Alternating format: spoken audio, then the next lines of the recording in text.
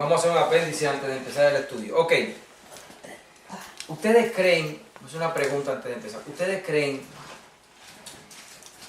que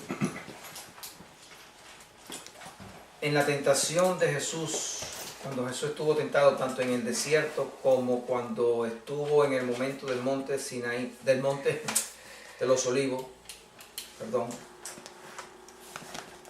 Dios estuvo a punto de perder la batalla contra Satanás? Porque allí está, en dos partes vemos cómo Jesús en su humanidad estuvo tentado a una fuerte opresión, y en una Jesús le dijo: Padre, si puede, quita esta copa de mí. En la otra vemos que Jesús está en una tribulación fuerte cuando el diablo fue y lo tentó también con la comida y con el orgullo y con la gloria. Sabemos que Jesús venció en todas, pero ¿ustedes consideran que en algún momento hubo la posibilidad de que Dios perdiera esa batalla? Porque vino como hombre. ¿Usted cree que no? ¿Y usted, hermano? Vino como hombre. Vino como hombre. Pero la pregunta es, ¿creemos que Dios pudo haber tenido la oportunidad de no haber podido redimir el universo? No. ¿No? No. ¿Quién más tiene otra idea? ¿Hay alguien más que me diga algo? Yo ¿Cree? creo que sí, ¿Usted cree que sí, hermano? porque en alguna forma se vieron muchas tentaciones sobre su vida y Había la posibilidad. había esa posibilidad. No, mire, perdón. Había Eso una... lo hacía Dios para que él mostrara más firmeza. No, pero Pero acuérdese que posibilidad. Dios, o sea, Jesús cuando vino sabía lo que venía. Desde niño Él sabía. Acuérdese cuando estaba niño y se quedó, ¿se acuerda? En el templo.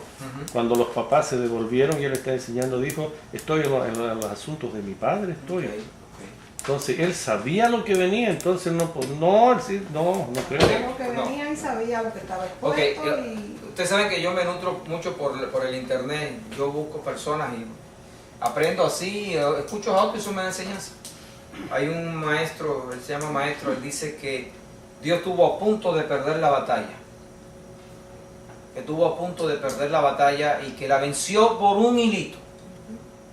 Él Bueno. dice que hubo una gran posibilidad de que Dios perdiera, que Dios no ganara lo que ya se había perdido. Porque la Biblia dice que Jesús vino a buscar lo que se había perdido. Y él habla con respecto a la tentación de Jesús. Ahora, perdonando al maestro y perdonándome a mí y perdonándolo a ustedes. Oseas,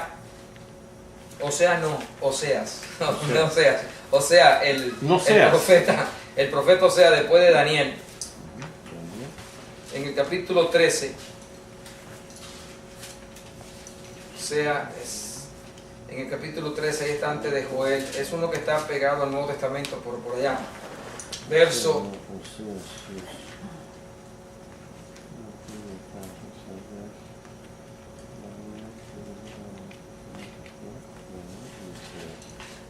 verso 14. Oseas Oseas 1:14. 13. 13. Oseas 13, 14. ¿Lo encontraron? Sí. Está en el Antiguo Testamento, antes de Mateo, en los pequeños profetas. Está Daniel y después está Oseas. Después de Jeremías, mucho más adelante. Los profetas mayores después. Isaías, Más, ahora. Daniel. Daniel y ahí viene Oseas. Después viene Jeremías, Después de Daniel viene, de después de Jeremías, Lamentaciones, y después viene ahí Oseas, está pegado. Ahí está. Oseas 13, verso 14, dice, ¿ya lo tiene? Dice: de la mano del Seol los redimiré. ¿Qué dice ahí? Los redimí. Lo redimiré. Es una palabra de futuro, Claro. pero ¿es una palabra de seguridad o es una posibilidad? Los redimiré, seguridad. Es seguridad, los redimiré. No dice a lo mejor. A lo mejor, Quizás no. quizás, No. dice, los libraré de la... Muerte.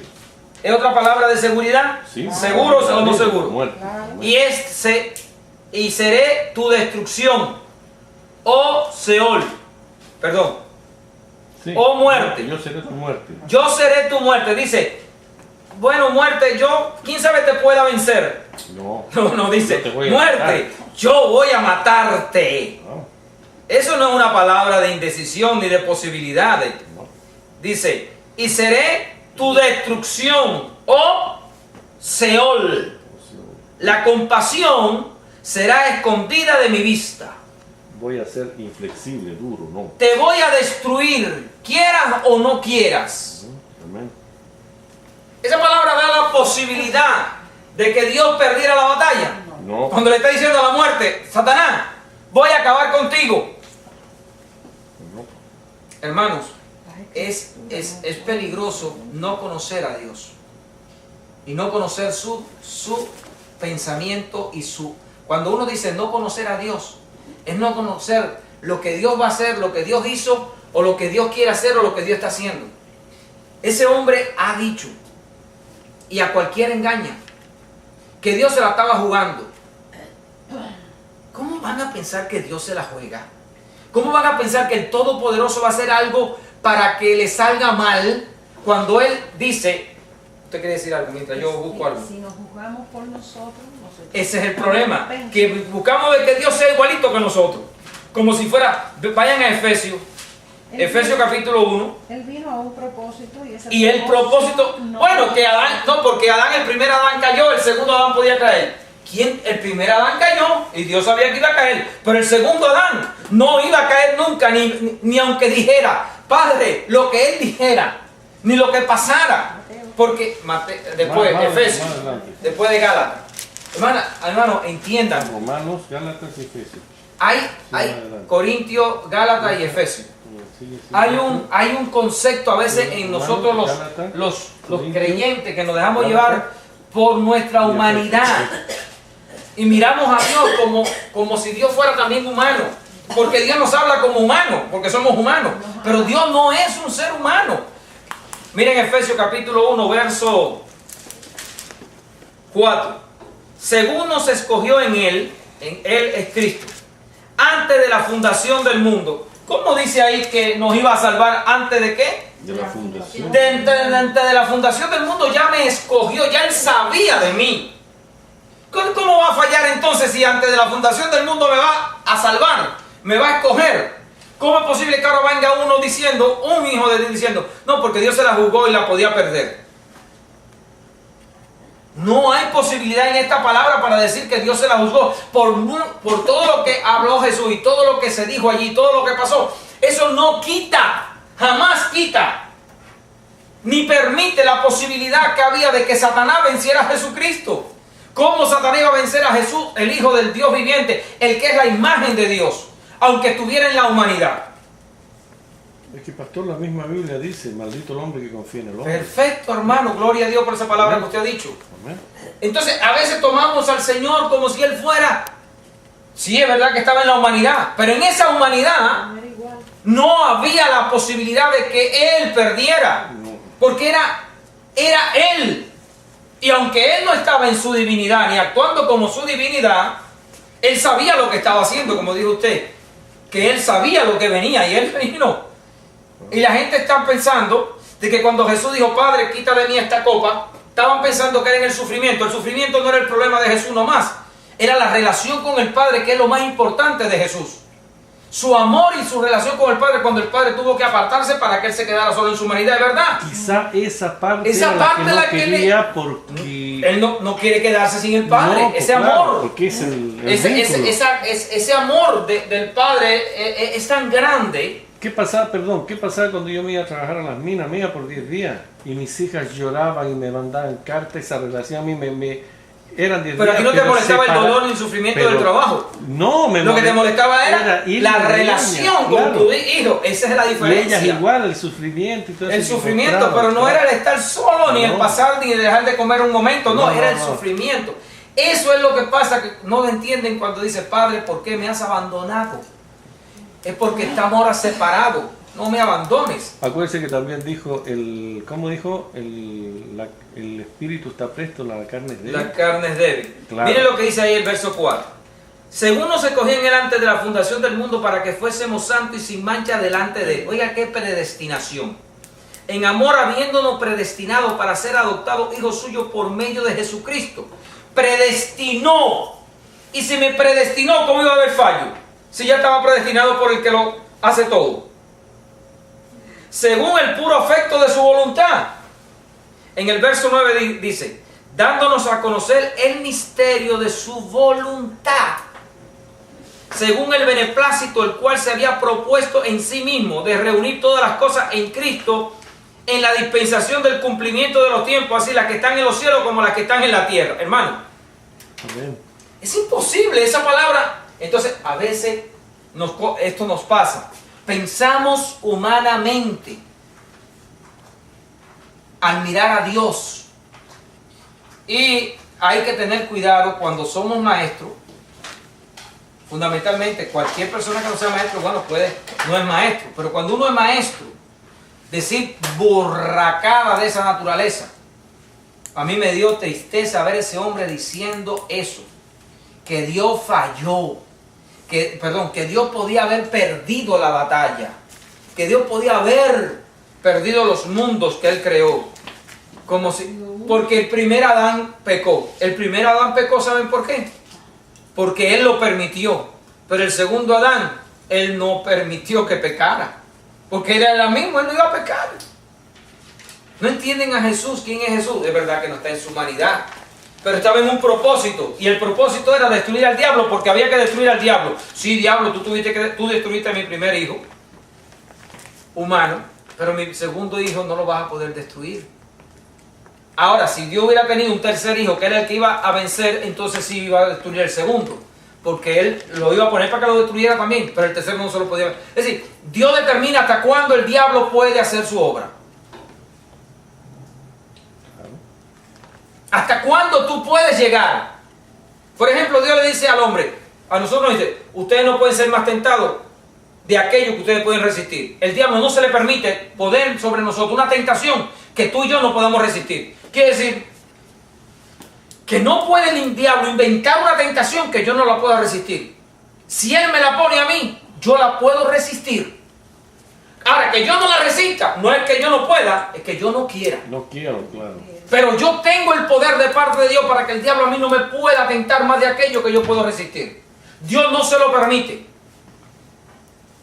Y tiene el derecho, porque Él hace las cosas por ley. Entonces, no podemos ver las cosas. Sí, Jesús es humano, vino en su humanidad, pero estaba ya predicho. Y cuando está predicho, es imposible que cambien las cosas. Entonces, predicar hoy que lo que está escrito va a cambiar, no puede. Jesús dijo, está escrito, y como escrito está, no puede cambiar. Porque ya el Padre, que lo sabe todo y lo determinó todo, sabe que va a ser así, y que después que Él dice una cosa, eso no cambia. ¿Entendemos, hermano? Entonces, a veces hay que tener cuidado.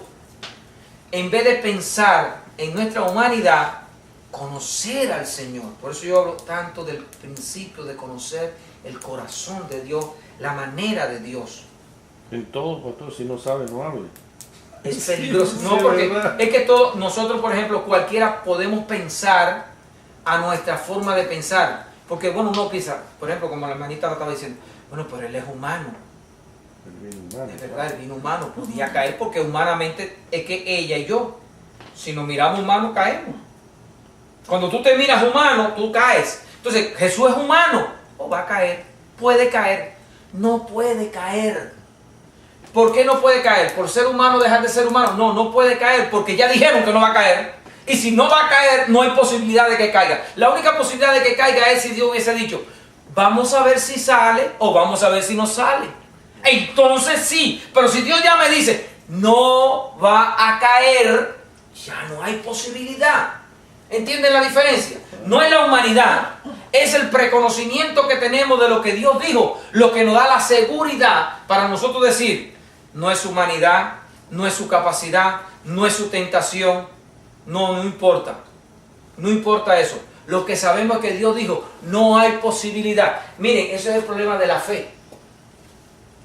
El problema de la fe es la falta del conocimiento de la forma en que Dios determina las cosas.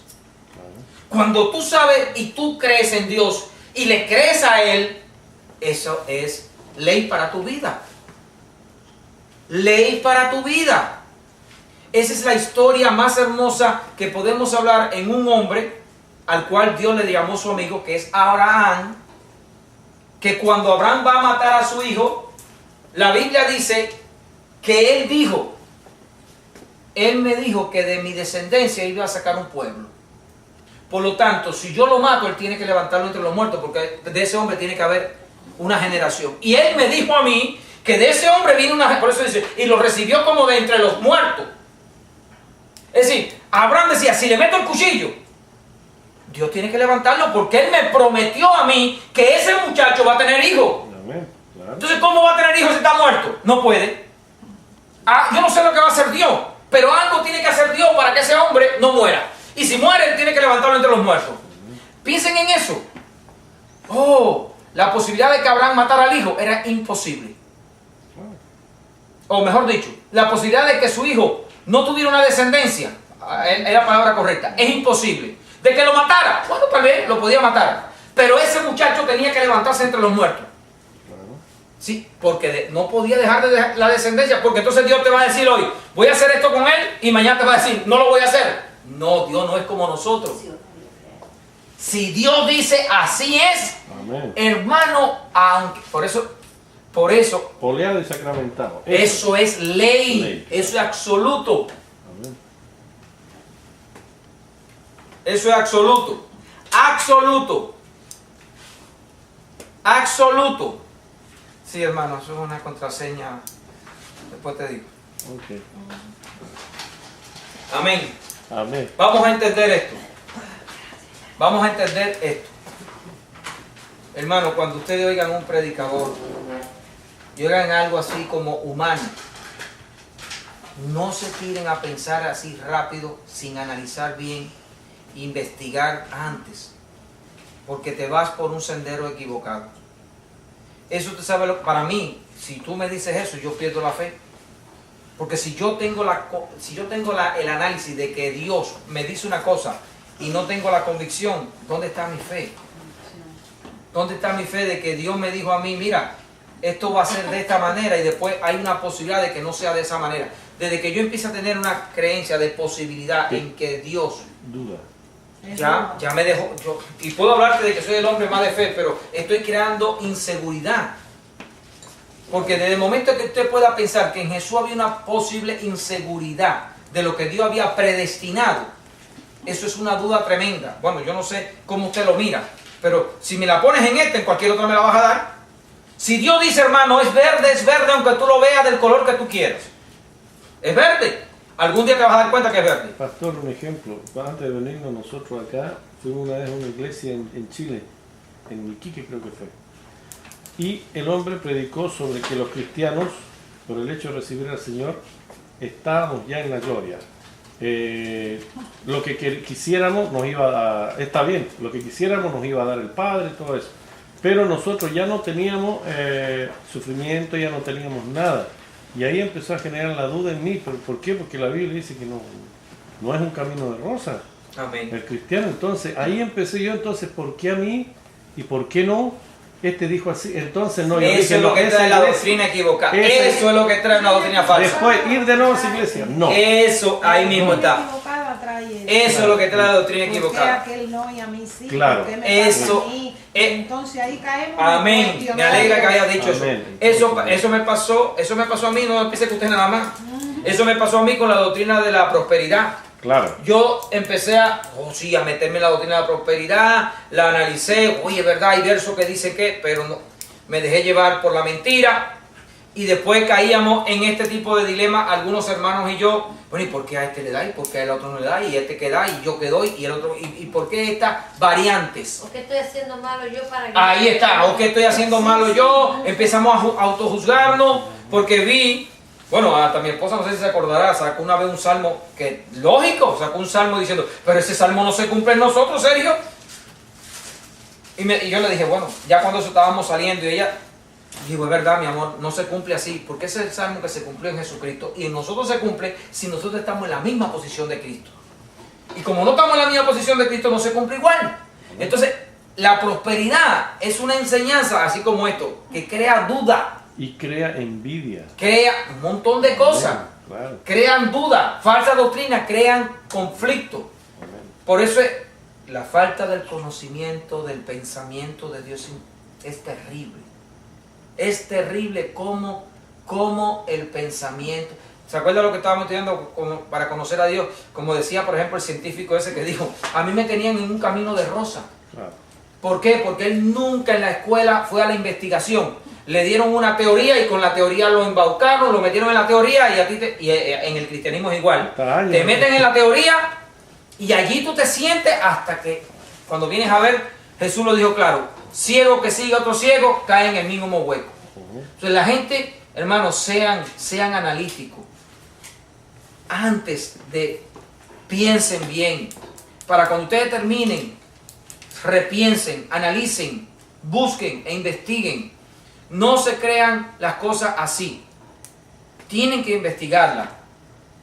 En todo, pues, pastor. En todo, hermano. Pero en las cosas eternas mucho más. Mucho más, claro que sí. En las cosas eternas mucho más. Amén. Bueno, y esto no es para criticar a nadie, pero sí para aprender. Amén. Yo considero que uno debe de tener mucho cuidado cuando escucha a otra persona hablar de las cosas eternas. Porque nos embaucan en cosas. Y mire, le voy a decir una cosa. Ese hombre dijo cosas maravillosas. Dijo cosas hermosas. Una hora y pico de prédica. No, fueron 2 horas porque fueron 2 videos. Pero en ese lugarcito donde se metió, le metió una espina al pueblo que si se dan cuenta, que el pueblo le aplaudió cuando él dijo eso.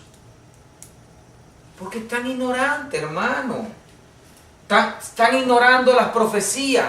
Están ignorando el conocimiento de Dios. Porque están escuchando a un hombre que tiene una palabra, tiene un conocimiento, pero no se dieron cuenta que dentro de... Y miren, y le voy a decir una cosa, eso no solamente le puede pasar a él, me puede pasar a mí.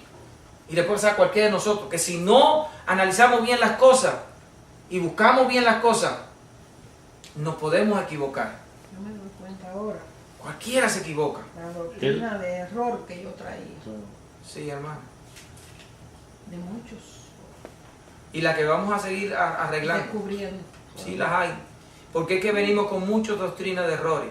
¿Qué? La Biblia dice... Y mira que yo he tenido pastor. Hay una palabra en Timoteo que dice que tú cortes la palabra. La palabra en el griego es cortar la palabra. Dice que la palabra sea cortada correctamente. Eso es como, porque dice, ¿cómo se enseña la sabiduría?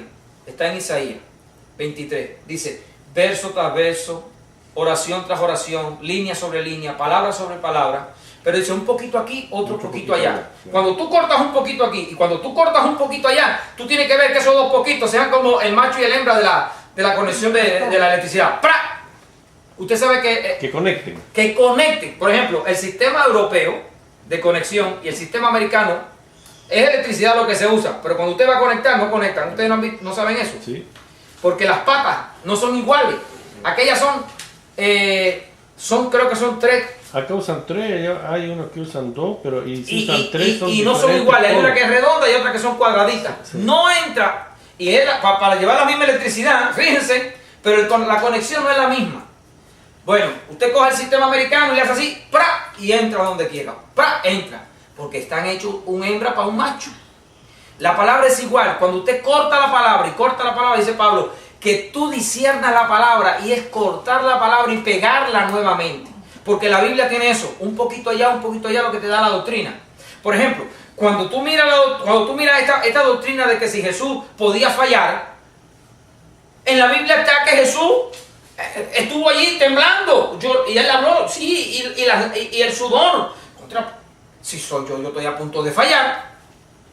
Pero si Dios dice, Sergio no va a fallar, aunque Sergio se arrastre, mira, puede pasar con Sergio, pero Sergio no falla.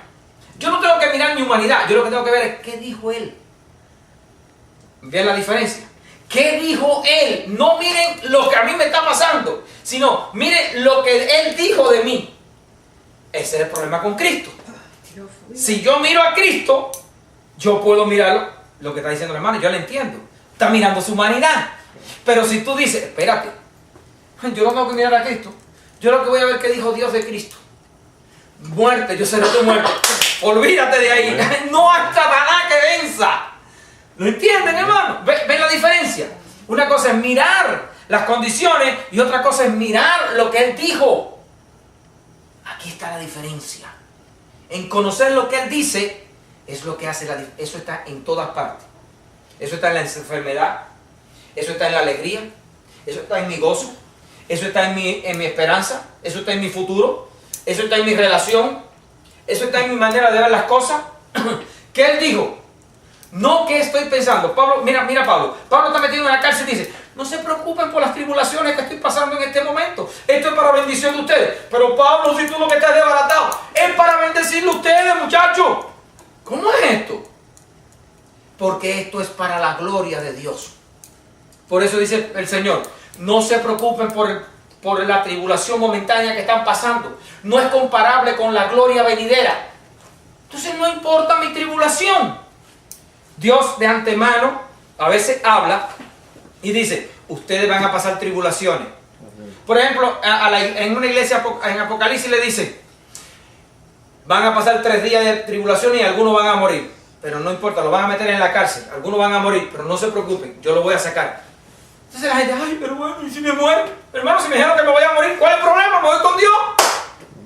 Ay, que me van a meter en la cárcel. ¿Cuál es el problema si Dios me dijo que me va a sacar?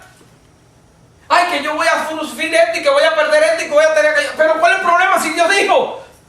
Si Dios dijo. El problema es que Dios... Cuando uno entiende qué significa, hágase la luz, hágase el sol, hágase las estrellas.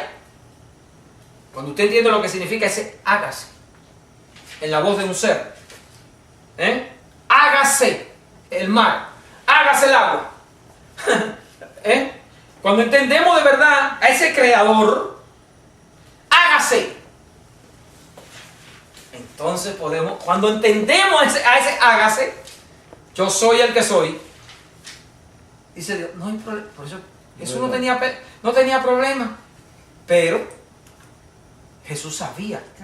Él no se lo dijo, yo voy a resucitar al tercer día entre los muertos. Y él mismo dijo, al tercer día voy a resucitar entre los muertos. Entonces, ¿cómo vamos a decir, ay no, Jesús va a fallar?